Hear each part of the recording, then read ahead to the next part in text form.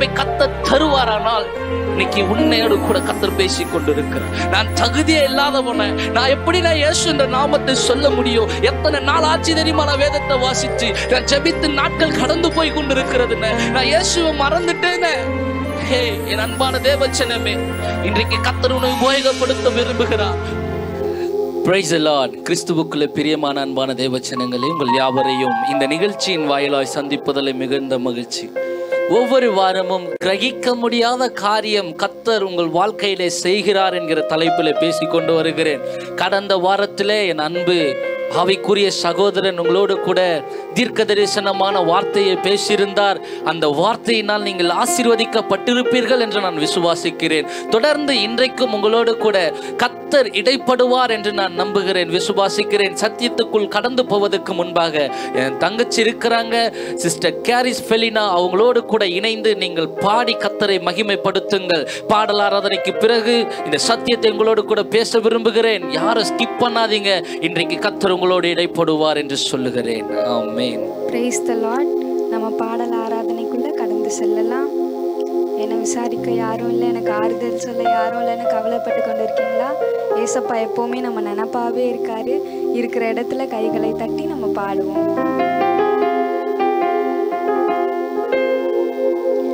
என் நினப்பாவே இருப்பவரே இசையா, உங்களை நினைச்சாலே உள்ளமெல்லாம் துள்ளுதையா.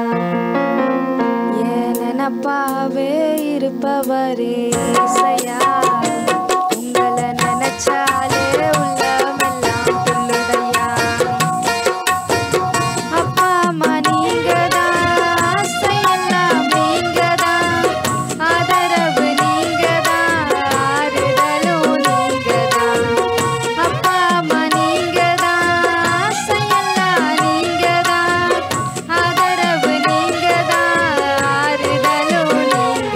உங்க அன்புக்கு முன்னால இந்த உலகம் சிறுசுதான்.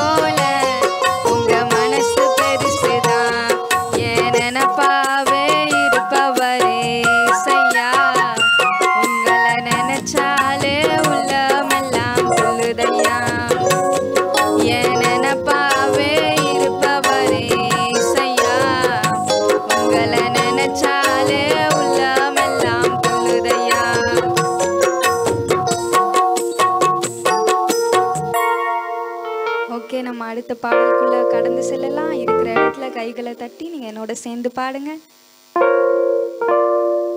அப்புற போகிறவர் போல காணப்பட்டாலும் இயேசு, அப்புற போகிறவர் போல காணப்பட்டாலும் இயேசு உன் மீது நோக்கமாயுள்ளார். உன் நினைவெல்லாம் அவர் அறிவார். உன் மீது நோக்கமாயுள்ளார். உன் நினைவெல்லாம் அவர் அறிவார். காக்கின்றவர், உருவாக்கின்றவர், தோளின் மேல் சுமக்கின்றவர். காக்கின்றவர், உருவாக்கின்றவர், தோளின் மேல் சுமக்கின்றவர். அப்புற போகிறவர் போல காணப்பட்டாலும் இயேசு, அப்புற போகிறவர் போல காணப்பட்டாலும் இயேசு உன் மீது நோக்கமாயுள்ளார். உன் நினைவெல்லாம் அவர் அறிவார். உன் மீது நோக்கமாயுள்ளார். உன் நினைவெல்லாம் அவர் அறிவார். காக்கின்றவர், உருவாக்கின்றவர், தோளின் மேல் சுமக்கின்றவர். காக்கின்றவர், உருவாக்கின்றவர், தோளின் மேல் சுமக்கின்றவர்.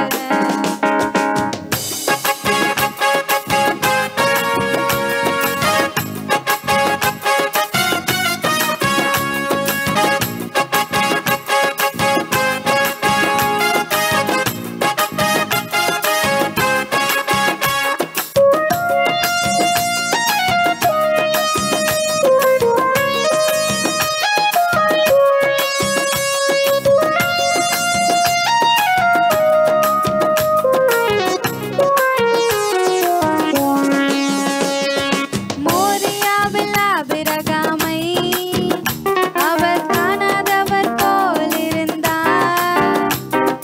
மோரியாவில் ஆபிரகாமை அவர் காணாதவர் போல் இருந்தார். ஈசாக்குக்கு மறுவாழ்வளித்து பலுகி பெருக செய்தார். ஈசாக்குக்கு மறுவாழ்வளித்து பலுகி பெருக செய்தார். அப்புற போகிறவர் போல காணப்பட்டாலும் இயேசு, அப்புற போகிறவர் போல காணப்பட்டாலும் இயேசு உன் மீது நோக்கமாயுள்ளார். உன் நினைவெல்லாம் அவர் அறிவார்.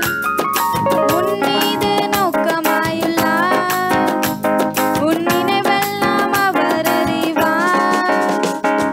காக்கின்றவர், உருவாக்கின்றவர், தோளின் மேல் சுமக்கின்றவர். காக்கின்றவர், உருவாக்கின்றவர், தோளின் மேல் சுமக்கின்றவர்.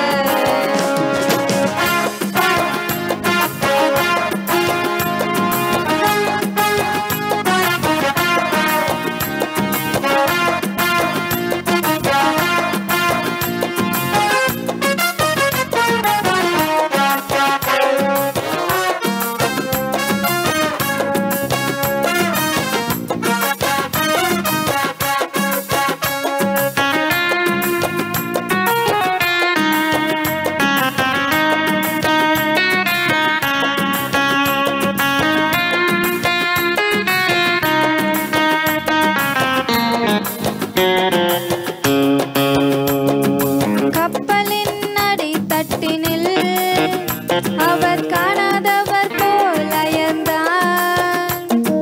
கப்பலின் அடித்தட்டினில் அவர் காணாதவர் போல் அயர்ந்தார்.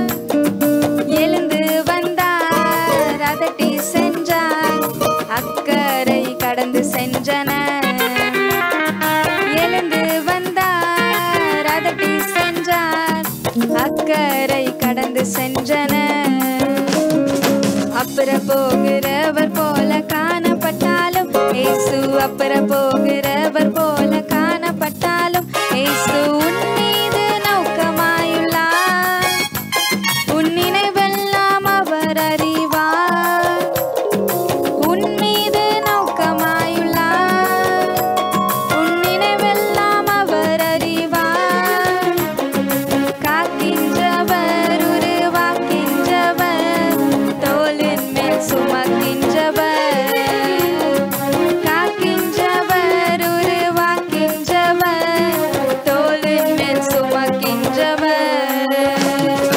Praise the Lord. அன்பான தேவ ஜனமே, இவ்வளவு நேரமாய் நீங்கள் கர்த்தரை பாடி ஆராதித்து அவரை மகிமைப்படுத்தி இருந்தீங்க. இப்போ நம்ம கர்த்தருடைய வார்த்தைக்குள்ளே கடந்து போகிற நேரம். இந்த நேரம் கர்த்தர் உங்களோடு கூட இடைப்பட போகிற நேரம். அவர் உங்களோடு கூட பேச போகிற நேரம்.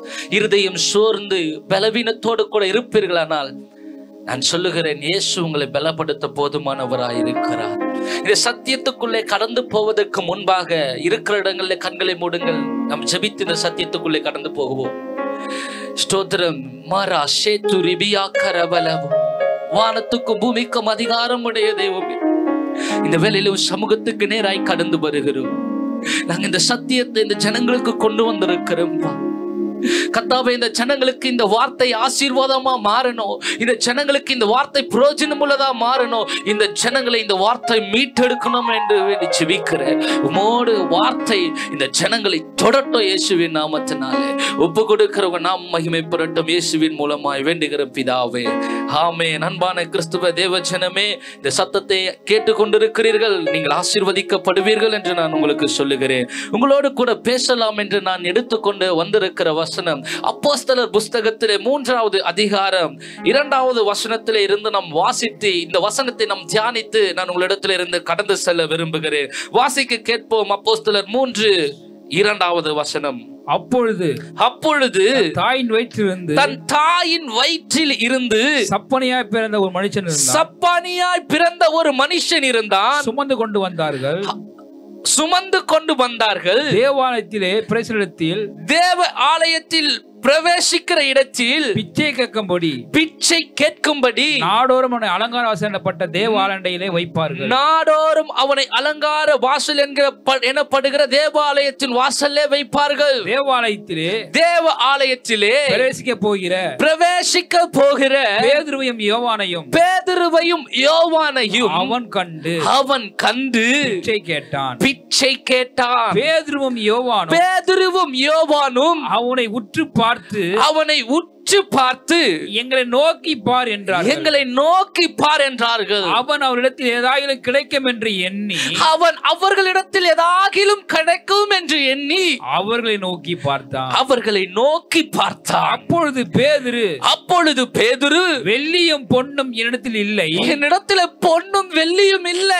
என்னிடத்தில் உள்ளதை உனக்கு தருகிறேன், என்னிடத்தில் இருக்கிறத உனக்கு நான் தருகிறேன். நசராகிய இயேசு கிறிஸ்துவின் நாமத்தினாலே நீ எழுந்து நட என்று சொல்லி, நசரராகிய இயேசு கிறிஸ்துவின் நாமத்தினாலே நீ எழுந்து நட என்று சொல்லி வலது கையினால் அவனை பிடித்து தூக்கி விட்டான். உடனே அவனுடைய கால்களும் கரடுகளும் கிறிஸ்துவுக்குள் பிரியமான தேவஜனமே, இந்த பேசேஜை நீங்க அநேக தரம் வாசித்திருப்பீர்கள். அநேக தரம் இந்த சத்தியத்தை உங்க சபைகள்ல ஊழியர்கள் பேசியிருப்பாங்க. இந்த சத்தியத்தில இருந்து நான் உங்களோடு கூட பேச விரும்புகிற ஒரு காரியம். நீங்க இந்த வசனத்தை கேட்ட உடனே நீங்க ஒரு விஷயத்தை நினைச்சிருப்பீங்க, அந்த பிச்சைக்காரனுடைய சூழ்நிலையை மாத்தின ஏசியா சூழ்நிலையை மாத்துவார்னு சொல்லி. அம்மா, நான் அந்த பிச்சை எடுக்க வந்த தாயின் கருவிலே சப்பானியாய் பிறந்த அந்த மனிதனை குறித்து உங்களிடத்தில் பேச விரும்பவில்லை.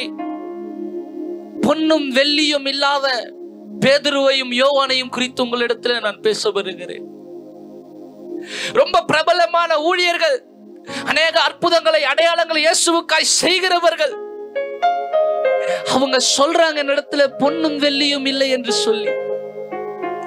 நான் உண்மையாக ஜெபித்துக் கொண்டிருக்கிறேன், நான் உபவாசிக்கிறேன், ஆண்டவரை தேடுகிறேன், ஆலயத்துக்கு ஓடிக்கொண்டிருக்கிறேன், ஏன் நான் ஆசீர்வதிக்கப்படவில்லை?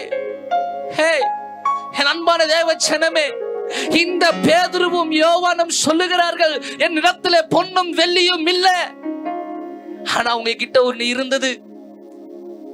அவங்க கிட்ட என்ன இருந்ததோ அது உங்க கிட்ட இருக்கா? நசரராகிய இயேசு கிறிஸ்துவின் நாமம் அந்த தேவ பிள்ளைங்க கிட்ட இருந்தத மாதிரி இன்னைக்கு உங்க கிட்ட இருக்குமானா, நீ கொடுக்கிற பொன்னும் வெள்ளியும் ஒரு நாள் மறைந்துரும்மா. நீ அநேகருக்கு உதவி பண்றல்ல, அநேகருக்கு இறங்கணும்னு ஆசைப்படுகிறல்ல, நீ செய்கிற எல்லா ஆசீர்வாதத்தின் காரியமும் ஒரு நாள் மாறிவிடும்.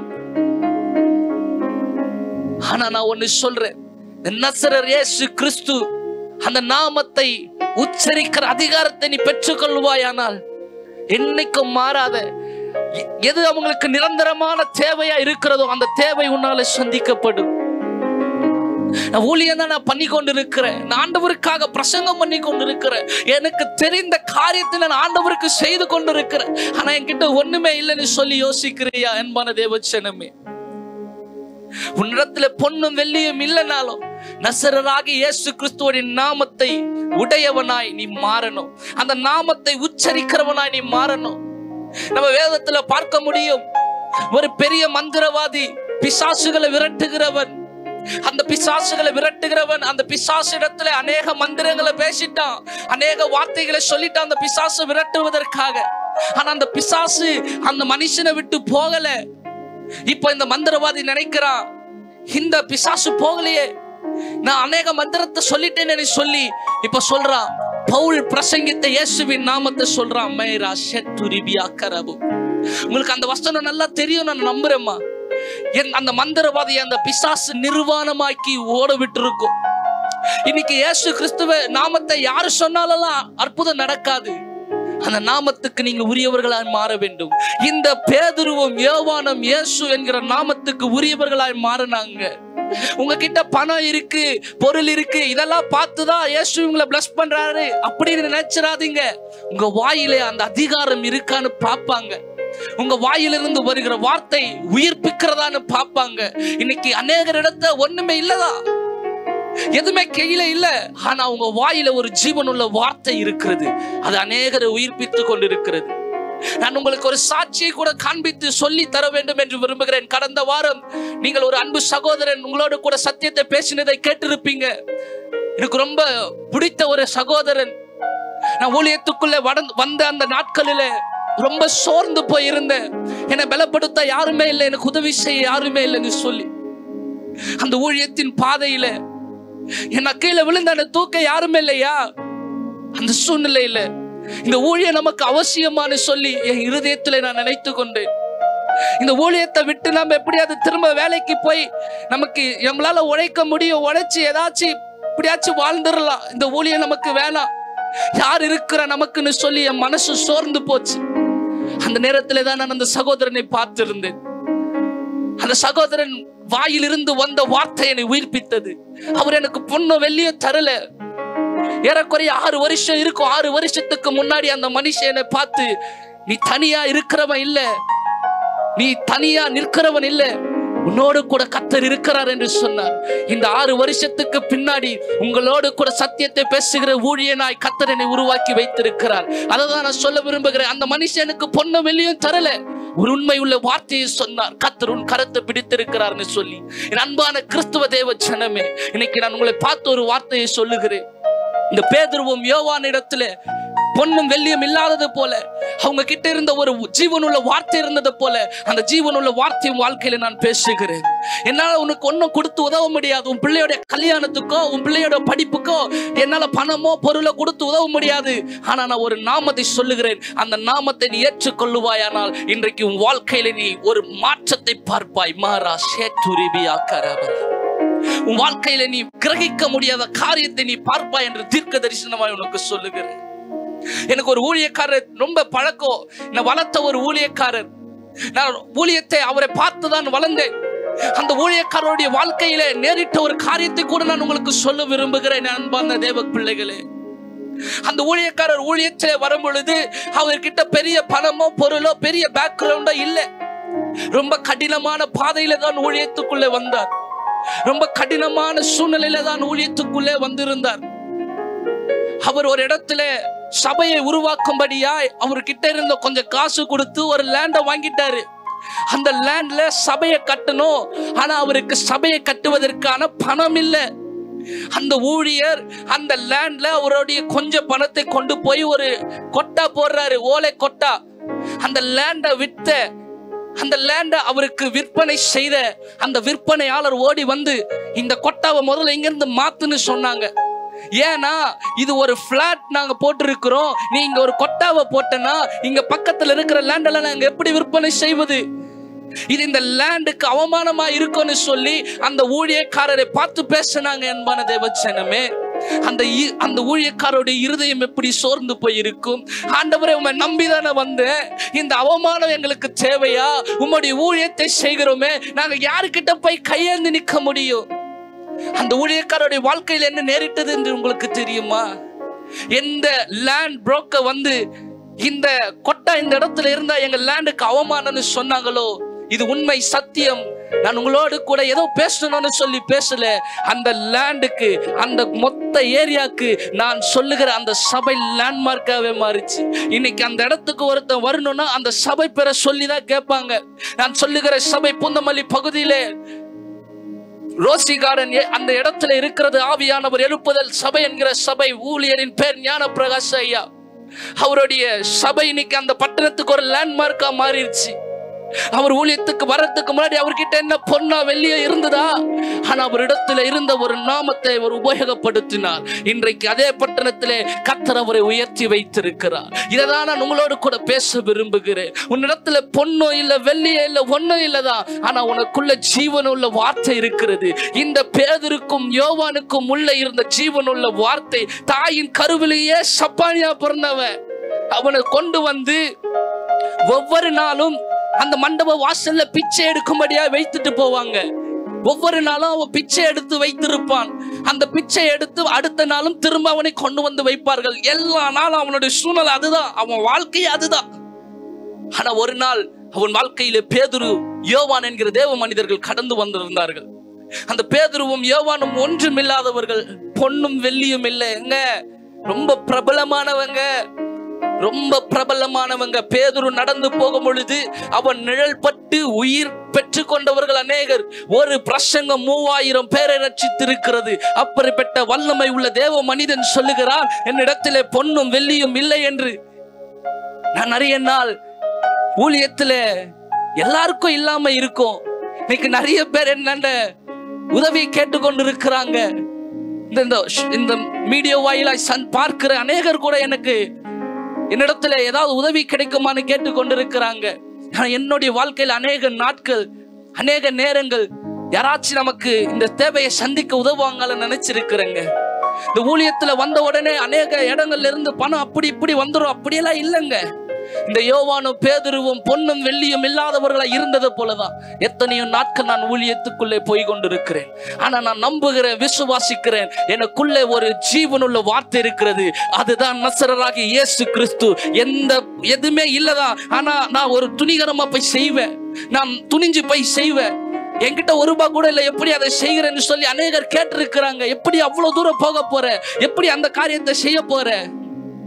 ரொம்ப பெருசான பெரிய விஷயமாச்சே. எங்க இயேசு ரொம்ப பெரியவர், அவர் நாமம் ரொம்ப பெருசு, அது விலையேற பெற்ற நாமம். அந்த நாமம் நமக்குள்ள இருக்கிறது உண்மையானால் நம்ம கிரகிக்க முடியாத காரியத்தை நம்ம வாழ்க்கையில ரொம்ப ஈஸியா பார்க்க முடியுங்க. இன்னைக்கு இந்த சத்தியத்தின் மூலமாய் நான் உங்களோட கூட பேசிக் கொண்டு இருக்கிறேன். இந்த சத்தியம் உங்களை ஆசீர்வதிக்கும். ஆமா, நான் யாருக்காக பேசுகிறேன் என்றால் என்கிட்ட ஒண்ணுமே இல்லை, நான் ஜீரோ, என் பேங்க் அக்கௌண்ட் ஜீரோ, என் வீட்டுல ₹1 இல்லை. நான் உன்னோடு கூட தான் பேசிக் கொண்டு இருக்கிறேன். உன் வீட்டுல பொண்ணு வெள்ளிய இருக்குதான்னு நான் பார்க்க விரும்பல. இயேசுவும் அதை தெரியணும் விரும்பல. இயேசுக்கு ஒண்ணு தெரியணும், அந்த நாமத்தை உச்சரிக்கிற அதிகாரம் உனக்கு இருக்கிறதா? அந்த நாமத்தை உச்சரிக்கிற, அந்த நாமத்தை உபயோகப்படுத்துகிற அதிகாரத்தை பெற்றுக் கொள்ளுகிற கிறிஸ்தவனாய் மாறு என் அன்பான தேவச்சனமே. இந்த சத்தியம் உங்களை ஆசீர்வதிக்கும். அநேக கிரகிக்க முடியாத காரியத்தை உன் வாழ்க்கையில நீ பார்க்க போகிற, நீ போக போகிற தேவாலயத்தின் வாசல்ல இருக்கிற அநேகர் எழுந்து நடக்க போறாங்க. ஏன்னா உன்னிடத்துல பொன்னும் வெள்ளியும் இல்லை, ஆனால் நான் பிரசங்கிக்கிற இந்த நசரராகிய இயேசு கிறிஸ்துவுடைய நாமம் உன்னிடத்திலே தரிக்கப்பட்டிருக்கிறது. இந்த நாமம் உன்னை வழி நடத்தும், இந்த நாமம் உனக்கு போதிக்கும். இந்த நாமம் யாரையும் கைவிடலம்மா. யார் இந்த பேதுரு? இயேசுவை கல்வாரி சிலுவையில எனக்கு தெரியாது என்று அறிக்கை பண்ணவன், இயேசுவை மறுதலித்து சபித்து ஓடி போனவன். அந்த பேதுருக்கு ஒரு வாய்ப்பை கர்த்தர் தருவாரானால் இன்னைக்கு உன்னையோடு கூட கர்த்தர் பேசிக் கொண்டிருக்கிறார். நான் தகுதியே இல்லாதவன, நான் எப்படி நான் இயேசு என்ற நாமத்தை சொல்ல முடியும்? எத்தனை நாள் ஆட்சி தெரியுமா நான் வேதத்தை வாசிச்சு, நான் ஜெபித்து நாட்கள் கடந்து போய் கொண்டிருக்கிறதுன்னு நான் இயேசுவை மறந்துட்டேன்னு.